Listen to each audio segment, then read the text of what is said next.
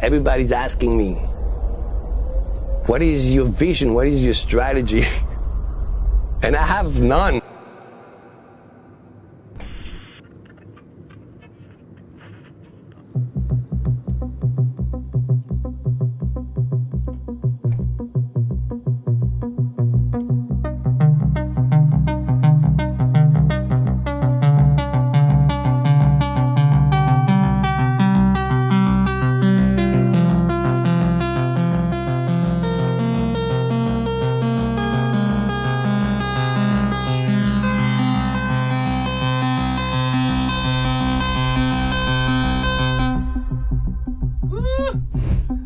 It's hard for people today to understand what the world was before internet.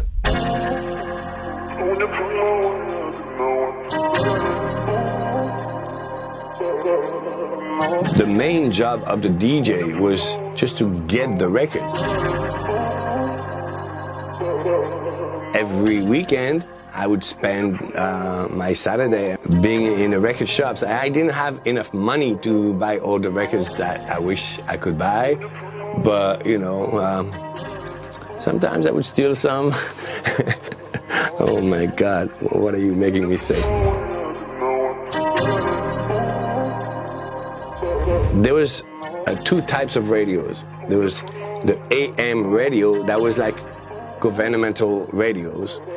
And on the FM started the pirate radios. So what is today the commercial radios, when I was a kid, this was for rebels. This were DJs that at night were playing funk in the clubs, and during the day they would come and play for free just to share the passion. This is how I wanted to be a DJ.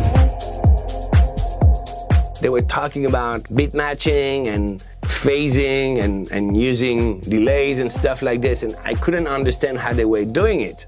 I had only one turntable and a mixer, so I would practice mixing between what's being played on the radio and the one turntable I had. And I remember that one day they were playing this record, Oliver She-Town, Get Down on Saturday Night, and I understood how to mix Billie Jean and beat match it. And I was like, I got it, I got it. And then I got really, really into it, and I started a record collection, and I got completely obsessed.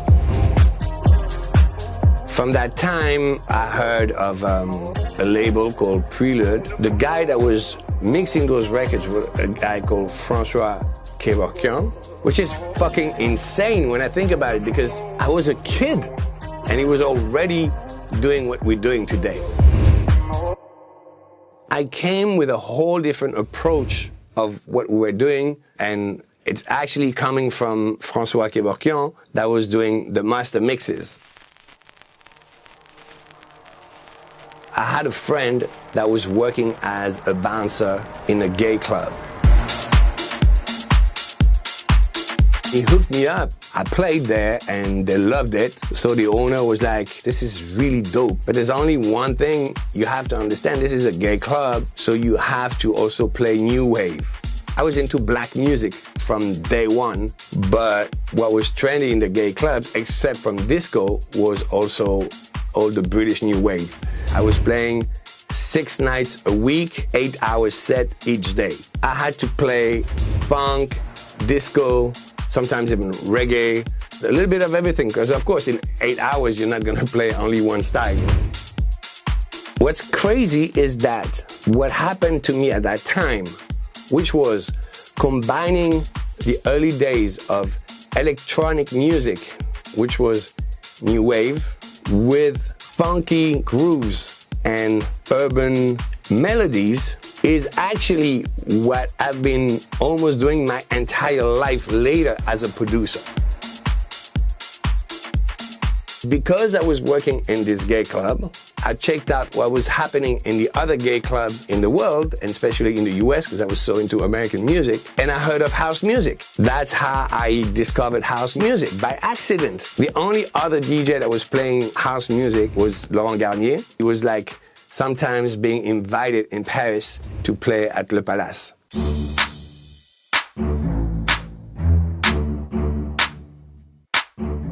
I've opened a club called Queen in '92 in Paris. And I was the main DJ, but also the kind of A&R and artistic director. And I was like, this is a massive opportunity for me to understand how to do it. And I sold a crazy concept to the owner that I was going to bring American DJs to play every Friday.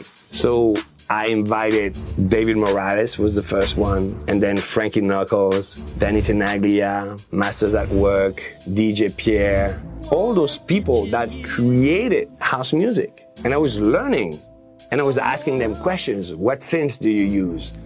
How are you doing this? I was booking those international DJs because I wanted to share my passion for house music with the rest of my country. And also, I wanted to understand how they were doing it. So one day in '92, I invited Robert Owens that had this amazing record with David Morales. And his voice was so special, and he was like a hero of house music. And I was already starting to make beats. And I said, can I invite you to my studio? And we recorded a record in my studio.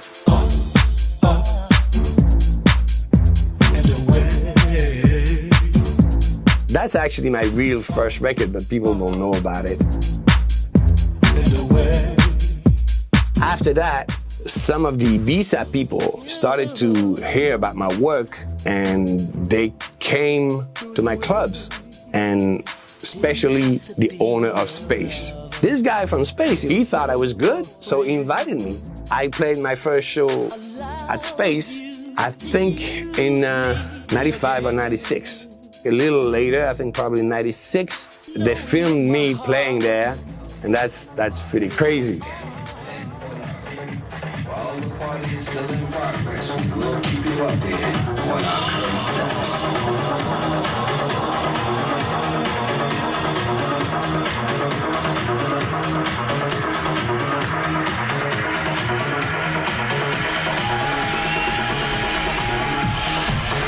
I came with an approach that was completely different. And I made this record in 2001 called Just a Little More Love. Just a little more love, just a little more peace is all it takes to live the dream, walk hand in hand, got to understand, and one day soon we'll live in harmony. From that time in 2001, Daft Punk became like God.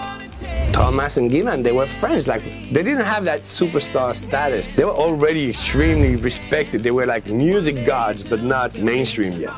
So one day, I see Thomas at the club, and I tell him, like, I made a record, and I'm not totally sure how to finish it, and, you know, I would love to play it to you. He came to my studio. He listened for like 15 minutes. He turned the sound almost to the minimum. I was very impressed, and then he was like, come to the studio, I want to listen to it again and play it to my team. In my head, the reason why Daft Punk was so amazing was because they had the money to have a big studio, and I haven't. That's what I thought. And then I arrived, and I'm like, where is the studio? And he's like, well, this is it. And then, oh my God, I got so depressed because they were making this music with nothing. You know how you always give an excuse when you're a beginner, you always say, yeah, but that's because those guys, they have more connections, they have more money, they have more ways to promote. But you never want to say, I'm just not as good as them. And then that day, it was like a shock for me because I arrived and I said, did you do homework here? I said, yes. And it was only 2 small Mackeys, 8 tracks connected together, a ghetto blaster, no real monitors, and there was only 1 compressor on the master. I couldn't believe it. Then I played the record, and they called Virgin, that were the record company, and they were like, okay, we have a friend here. He has a really good record. The president of Virgin saw me immediately and signed me immediately. I started to make music from that day. I went from, playing house to starting to produce, and then from producing, learning what it is, not only to remix and make grooves, but also to write songs and harmonies, chords, and, if you're a producer, learning is nice. I don't deny it, I love making timeless music. But the thing is, what happened to me in the last years is I became not a DJ anymore, it's just an artist. And people go to see a concert. I mean, as much as I love doing this, it's a different job. This is entertainment. Entertainment and DJing, they're two different things. Even if they're connected, sometimes I miss simple DJing, that is, starting my show, not knowing what I'm gonna play, just feeling the crowd. I miss the freedom of sometimes playing something else. It's hard to be everybody at the same time. So that's why I said, why not creating a different brand? And at this stage of my life, I don't do this for the money anymore. But now when it comes to the music, I was missing the after parties that was playing sometimes at Space in Ibiza or in Miami. It was just like playing some grooves for hours, and I was missing making records without thinking it has to be a hit. And I just realized that it was making me miserable to be stuck in having to deliver a hit. And I was like, why am I accepting this pressure? I don't have to. I forgot the happiness that it was bringing to my heart to play this type of music. I've been a DJ for 30 years, so of course I love being on stage, but I always need to challenge myself to stay excited. Some DJs, they play on autopilot. There's no emotion into this. There's no risk, there's no excitement. And basically, I was thinking like, okay, do I need to work like this? No, I don't need to work on autopilot. Let's just have fun. And that's why I started Jack Back.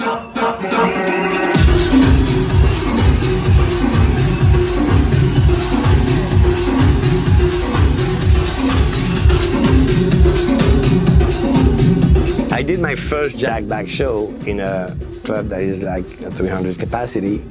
I was so nervous. It's so funny, but this is a good feeling. I want to feel like this. Being nervous is good because when you get on stage and it works and the anxiety goes away and it's replaced by happiness and adrenaline, it's better than any drugs. David Guetta, I'm a Warner artist. Everything I do, I have to ask for permission. Like Jack Back, I'm unsigned. I'm free, I'm a nobody. But being a nobody, it's so amazing because I'm free and I can put out music every month. The fact that it would be successful or not, it absolutely does not matter. There's absolutely no expectation. When I started to make David Guetta records, I was not trying to make hits. I was just making what I was feeling without any expectations. And this is the best creative place to be. And I'm so happy that today I'm doing Jack Back and, I'm absolutely free.